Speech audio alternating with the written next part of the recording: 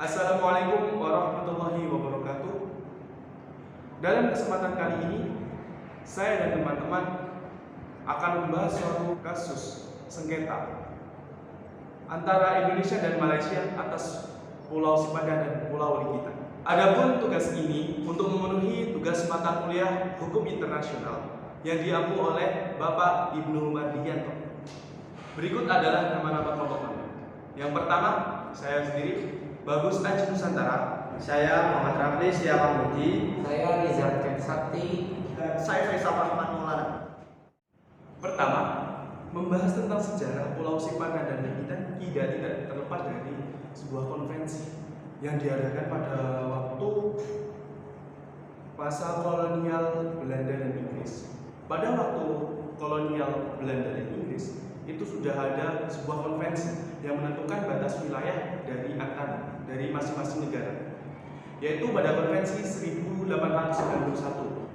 Pada konvensi ini sudah disepakati oleh Belanda dan Inggris bahwa terdapat penentuan suatu wilayah dari masing-masing negara yang ditetapkan pada 20 Juni 1891 di London, Inggris. Dari konvensi ini mengatur penentuan batas secara umum. Namun, perbatasan antar wilayah suatu negara itu juga ditentukan pada konvensi selanjutnya, yaitu Konvensi 1915 yang diadakan di Kalimantan. Kemudian ditegaskan oleh Perjanjian 1928 oleh Inggris dan Belanda pada 28 Maret 1928 di Den Haag. Pada konvensi 1928 ini menegaskan kembali bagaimana cara yang dipakai untuk menentukan batas suatu wilayah negara.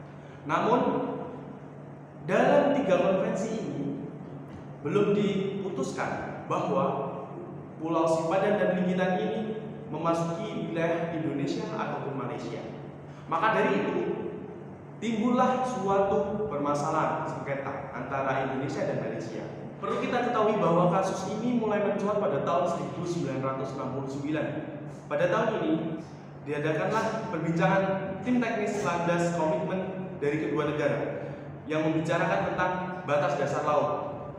Pada waktu itu, Pulau Sipadan dan Ligitan itu dari ketentuan batas Malaysia itu bagian dari wilayah Indonesia, tapi dalam peraturan nomor 4 tahun 1960 dari Indonesia itu tidak tertera pada peta Indonesia bahwa Pulau Sipadan dan Ligitan itu merupakan wilayah dari Indonesia.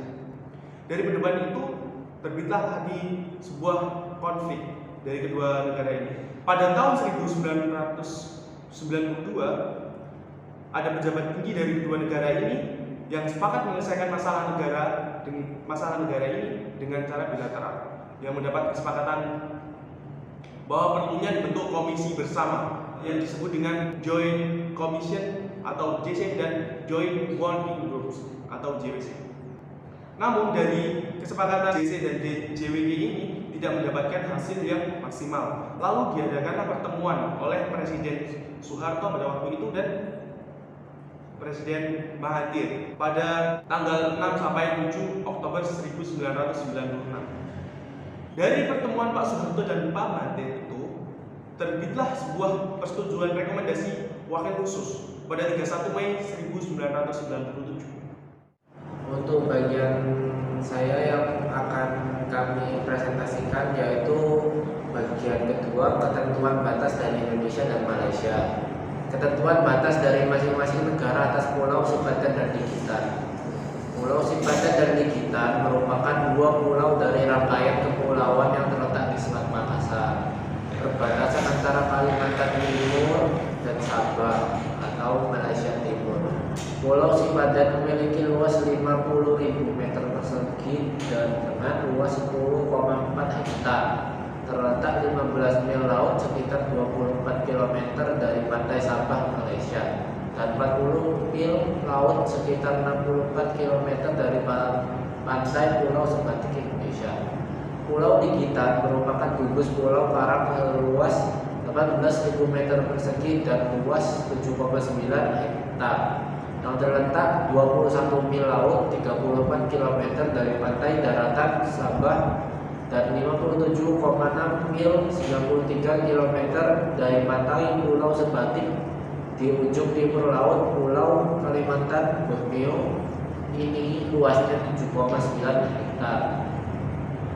Lalu untuk dasar hukumnya yaitu pada pasal 4 Konvensi Belanda dan Inggris tahun 1891 yang ditandatangani di London ialah dasar klaim Indonesia atas Pulau Sipadan dan Tinggitan.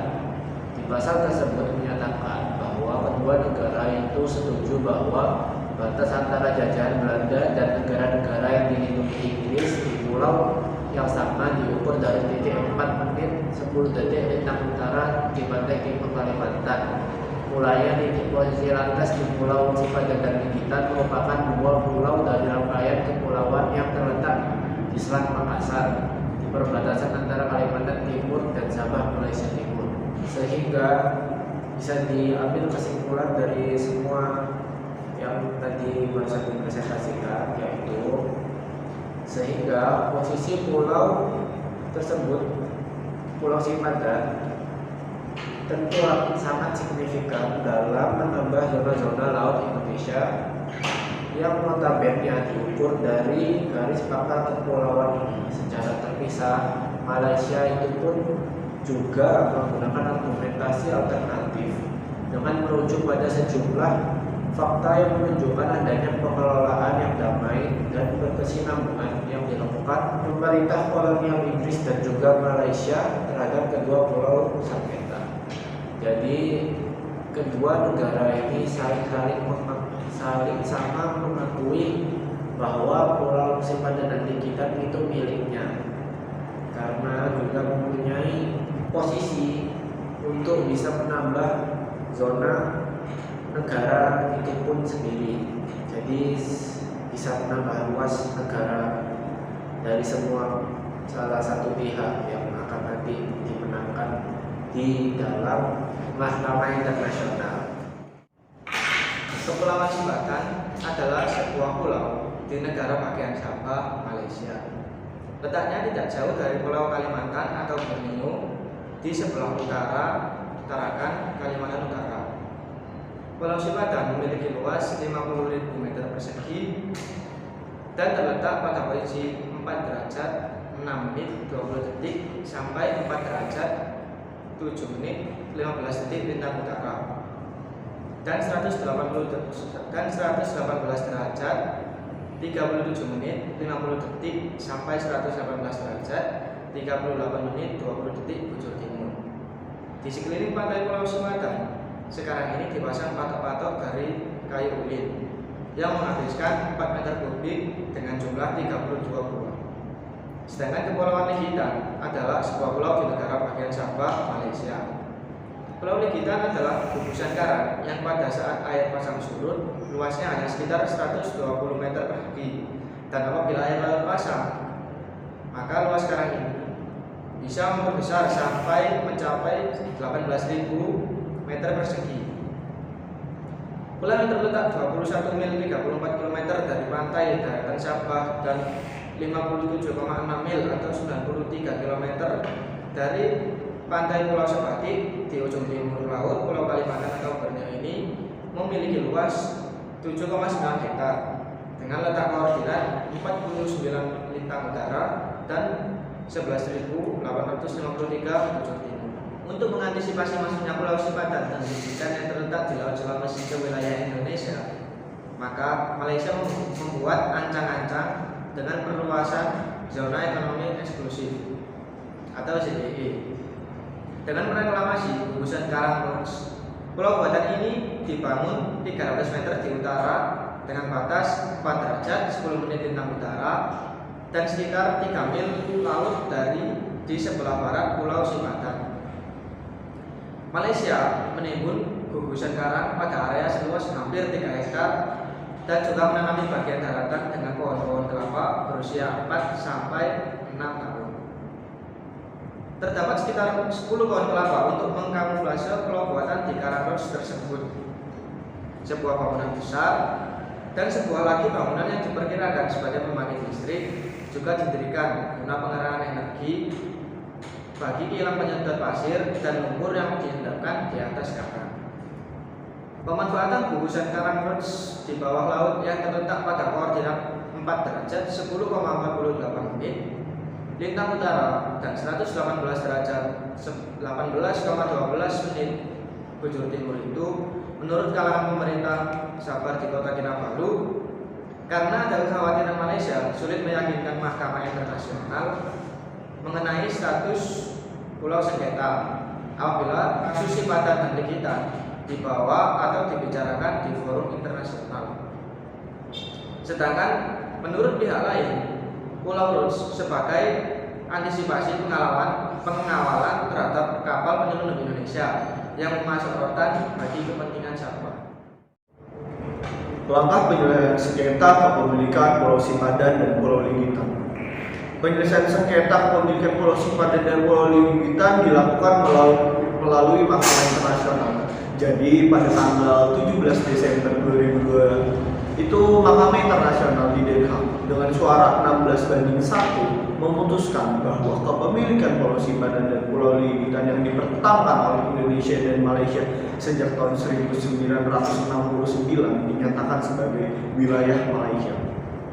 Keputusan tersebut menunjukkan bahwa Inggris yang telah mewariskan kedua pulau tersebut sejak sebelum 1969 dianggap lebih melaksanakan kedaulatan atas pulau tersebut dibandingkan Hindia Belanda yang mewariskan pulau tersebut kepada Indonesia.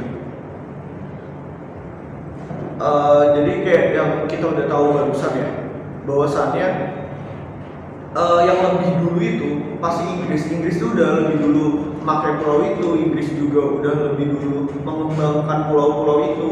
Baru dari situ Inggris dinilai sama Mahkamah Internasional bahwasannya Inggris lah yang lebih layak, dan ketika Malaysia mendapat kemerdekaan dari Inggris, pulau ini secara sah dan secara legal diberikan kepada pihak Malaysia lagi. Keputusan yang diambil oleh Mahkamah Internasional mendasar pada doktrin activities sebagai pertimbangan utama untuk menyatakan bahwa Malaysia merupakan pemilik Pulau Sipadan dan Pulau Ligitan. Jadi apa sih doktrin activities ini?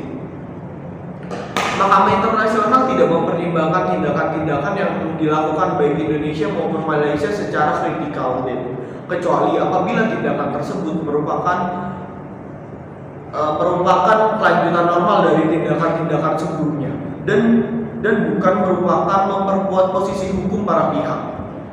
Alasan dari digunakannya doktrin ini tuh karena kedua negara baik Indonesia yang mengklaim secara konvensional title maupun Malaysia yang menggunakan claim of title teritori sama-sama lemah. Jadi dua-duanya tuh lemah. Jadi ditarik lagi nih pas di doktrin effectivities ini. Karena dua-duanya lemah, Mahkamah Internasional tuh menggunakan alternatif ya doktrin ini. Kepemilikan Pulau Sipadan ini juga diputus oleh Mahkamah Internasional dapat disimpulkan di beberapa hal mengenai klaim masing-masing negara. Salah satu halnya gini, contoh kenapa Mahkamah Internasional tuh memutuskan buat ngasih ke Malaysia. Poin pertama tuh Malaysia memiliki sejumlah dokumen-dokumen sebagai bukti adanya administrasi yang berkesinambungan. Berkesinambungan di sini tuh apa sih?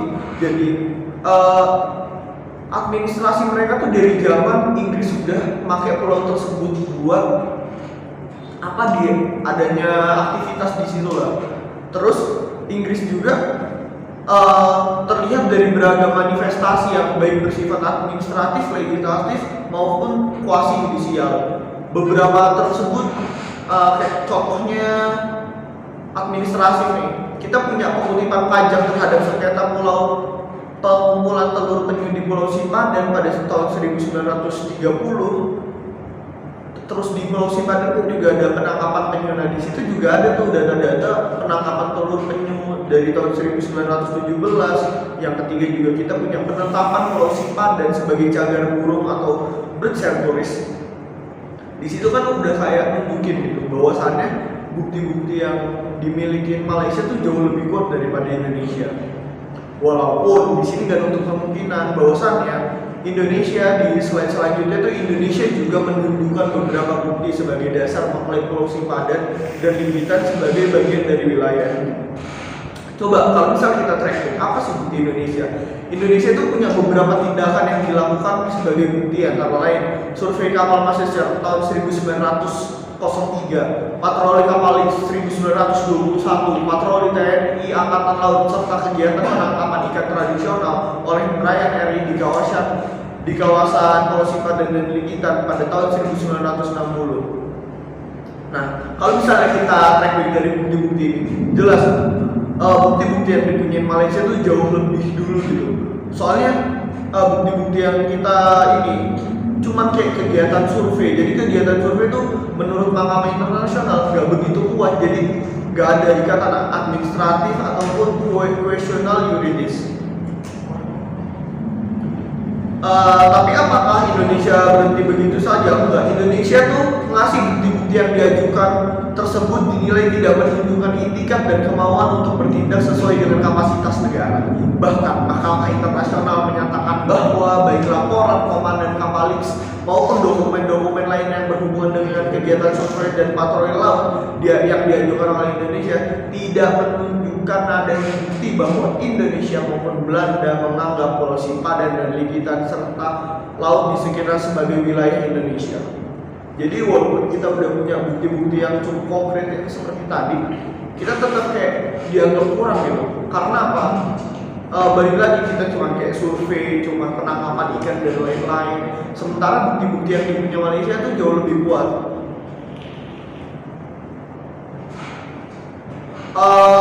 Kalau misalnya ini kan tentang langsung penyelesaian, sebelumnya pernah nggak sih Indonesia dan Malaysia tuh minta bahwasannya ini tuh harus diselesaikan? Jadi ini tuh pernah dilakukan.